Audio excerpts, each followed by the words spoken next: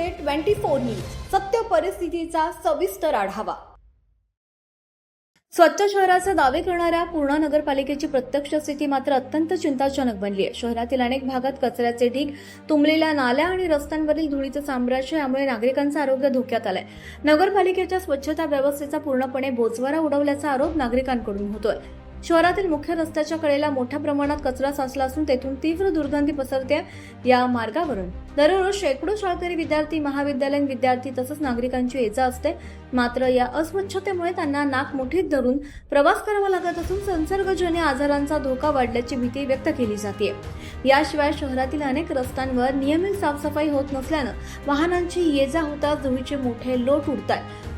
लहान मुले, ज्येष्ठ नागरिक आणि श्वसनाच्या आजारांनी त्रस्त असलेल्या रुग्णांना याचा मोठा फटका बसतोय। नागरिकांच्या म्हणण्यानुसार नगरपालिकेचे मुख्याधिकारी स्वच्छता निरीक्षक तसंच आरोग्य व स्वच्छता सभापती यांचे या गंभीर प्रश्नाकडे जाणीवपूर्वक दुर्लक्ष होत आहे।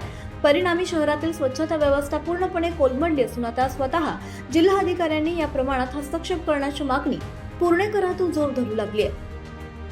नागरिकांच्या आरोपानुसार शहरातील प्रत्येक प्रभागात नियमितपणे घंटागाडी फिरत नाहीये, तसंच डास नियंत्रणासाठी धूर फवारणी सुद्धा होत नाहीये।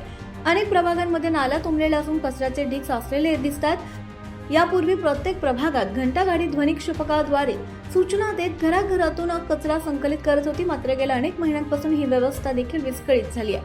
संबंधित यंत्रणांकडून निपक्ष चौकशी झाल्यानंतरच वस्तुस्थिती स्पष्ट होईल।